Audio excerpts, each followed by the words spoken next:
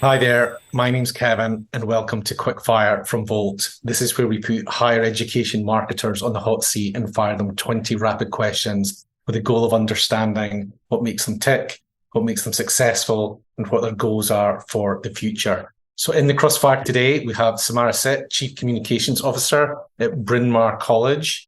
Welcome, Samara. Hello, thank you for having me. Not at all. Our first softball, give us your elevator pitch. Who are you and what do you do at Bryn Mawr? Well, as you said, I'm Chief Communications Officer here. My role is to elevate the reputation of the institution to our key audiences. I direct our Office of College Communications, which is responsible for telling the story of the college and also thinking about our various positionings for external audiences as well. I wanted to work in higher education because... Oh, well, it's been about 14 years since I crossed over into higher education, communications, and marketing. I came from public television in television news for the NewsHour with Jim Lehrer, and it kind of felt like a second home because what I was doing there was telling stories to an international audience through public TV on PBS, and it was a form of education, telling interesting stories to people who are curious about the world.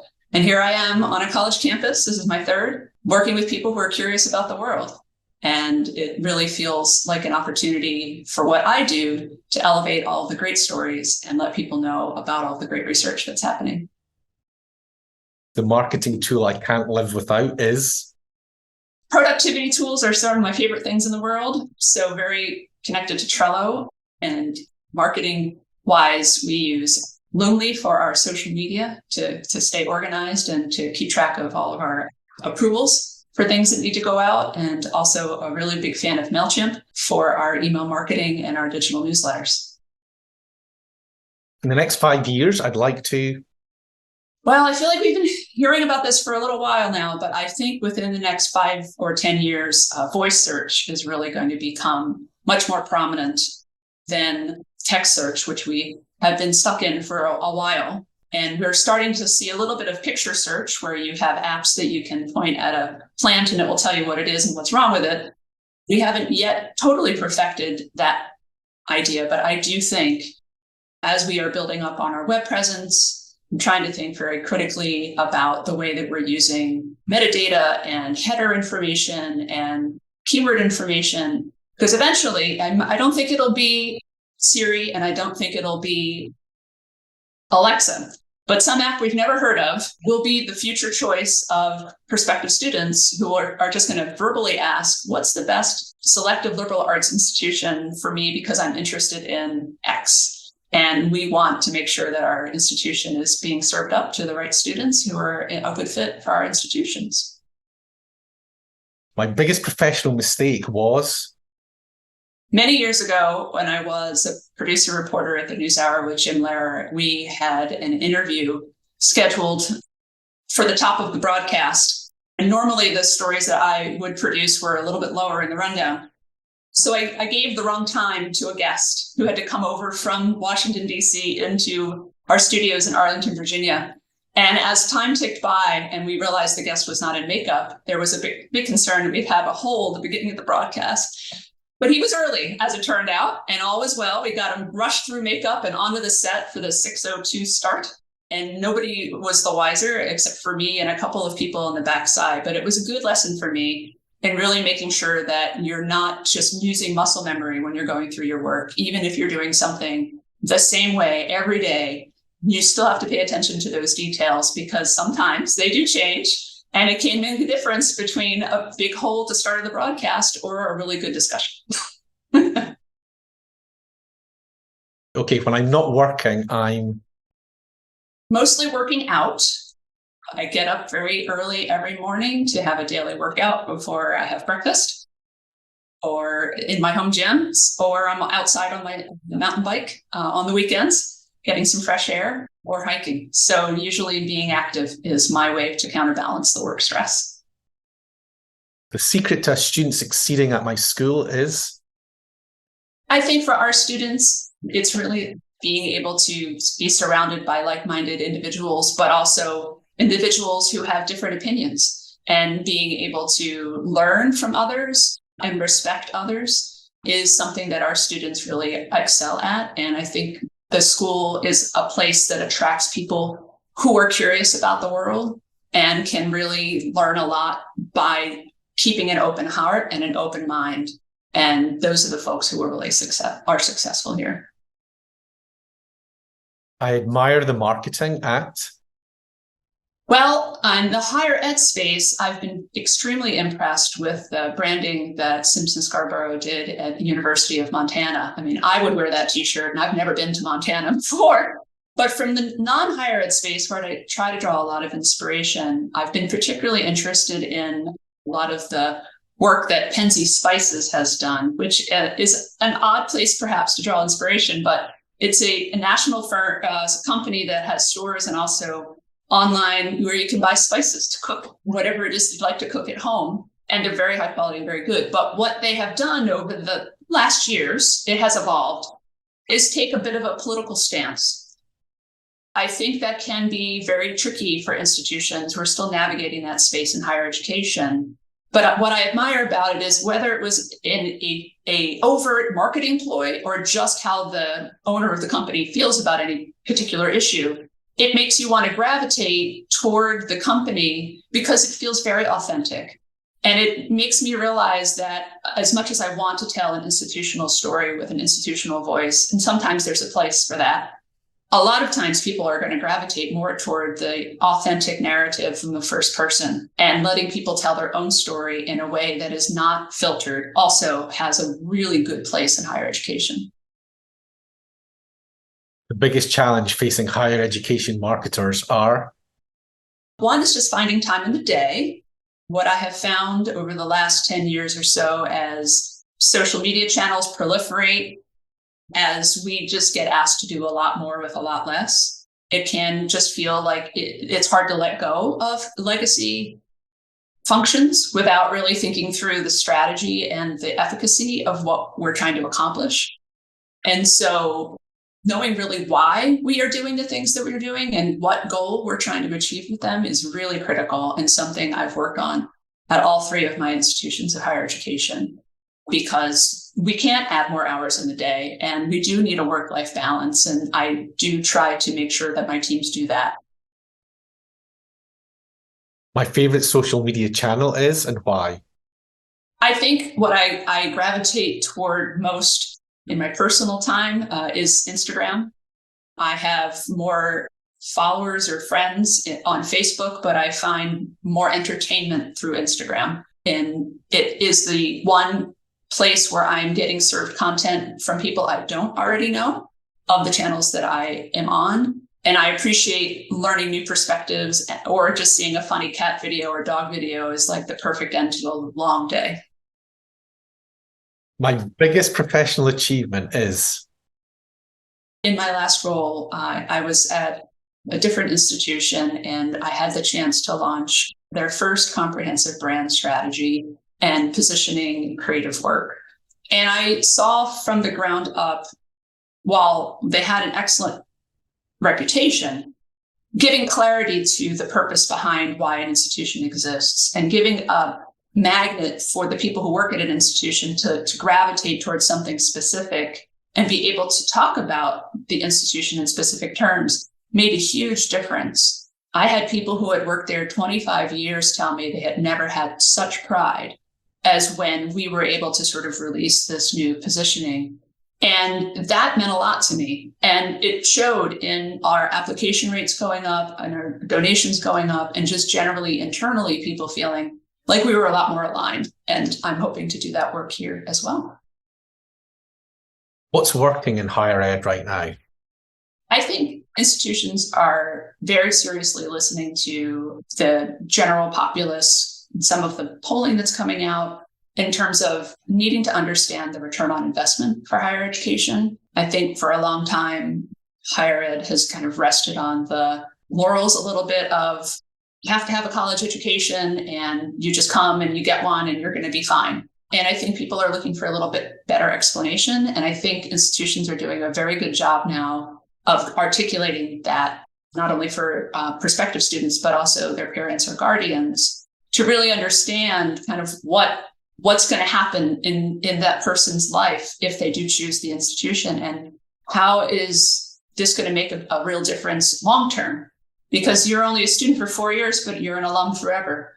And so looking at the power of alum networks and really thinking more holistically about the student experience beyond just getting the first job, I think is a real sea change in the way we talk about the experience of higher education. I think it's working very well. What's not working in higher ed right now? Well, cost is similarly the flip side of talking about the return on investment is, for a lot of reasons, cost has really risen a lot certainly since I was an undergraduate. And again, because people are looking for that return, it can feel like a little bit of a competition to have really great opportunities for students and in terms of facilities or activities and things that cost a lot of money. And so you kind of have this constant raising of costs that it is, for some institutions, a great deal of money. And a lot of middle class folks are caught in the middle of thinking on paper that they can pay more than they really were planning to pay for college. And that makes, for some students, a very difficult decision. The future of higher education will be? I like the trend of thinking about higher education beyond the 4-year degree concept. I think there's a reason why this education has been born out of needing to have a certain amount of credits and needing to master a certain amount of things before you can get a baccalaureate degree in the United States. And I think there's a real argument for the power of liberal arts and the critical thinking that comes along with a degree like that. But I also recognize that there are a lot of people who just flat out cannot afford 4 years of college, or for various and sundry personal reasons, can't take 4 years out of their life to go to college, at least not all at the same time. And so having the flexibility of part-time baccalaureate programs or shorter programs, I saw some new ones out west, the 3-year opportunities.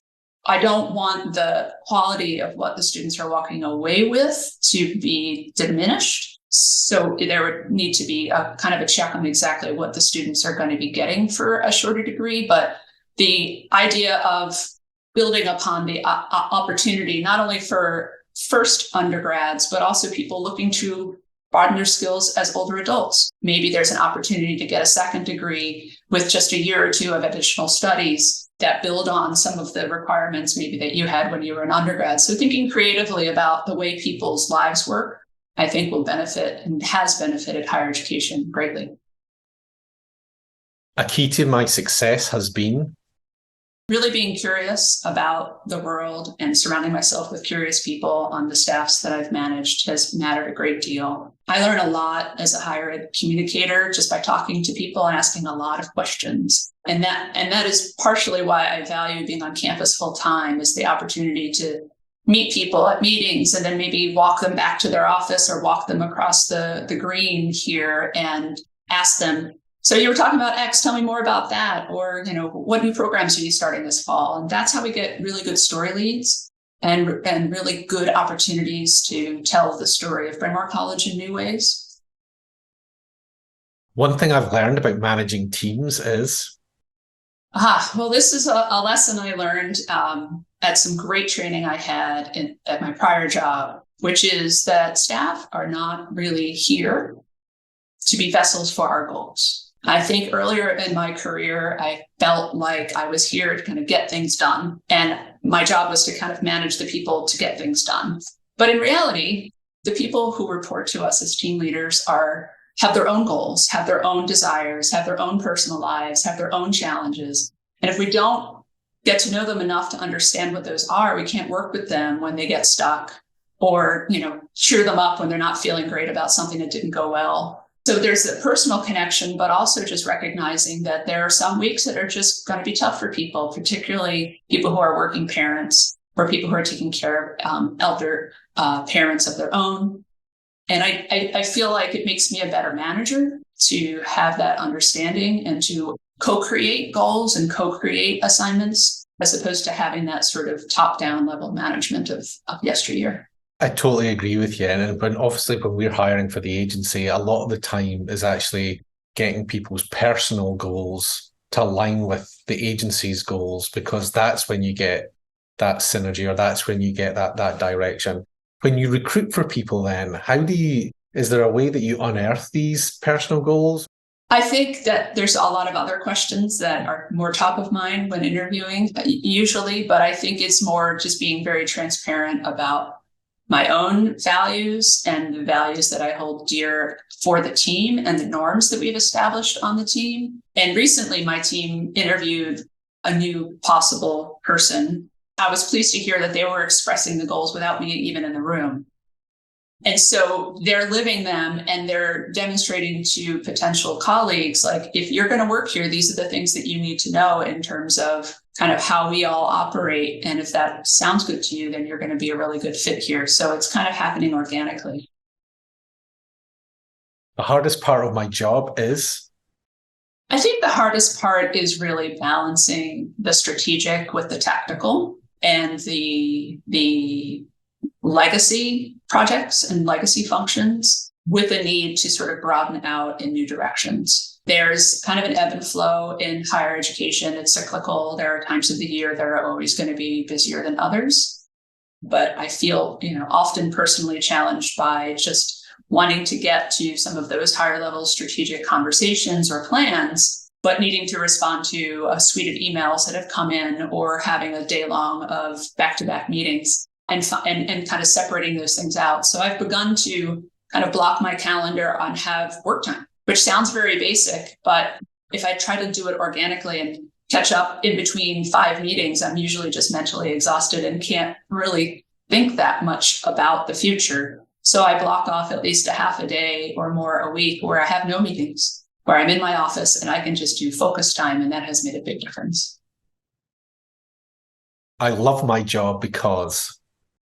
I love my job because telling the story of a great storied institution, I think, makes a big difference to the community. Not only internally to give people pride and to create connections between employees, so in this case, faculty, staff, but also for students to feel like they're part of something bigger than themselves, and also the outside world who depends on the research and the creative work happening in higher education for many things that they might not even be aware of, solutions to major thorny problems and questions, or even just approaches and ways to think about the world. That is still a value in our culture, and I'm proud to be able to tell those stories and shine light on things that without my team, nobody would know about.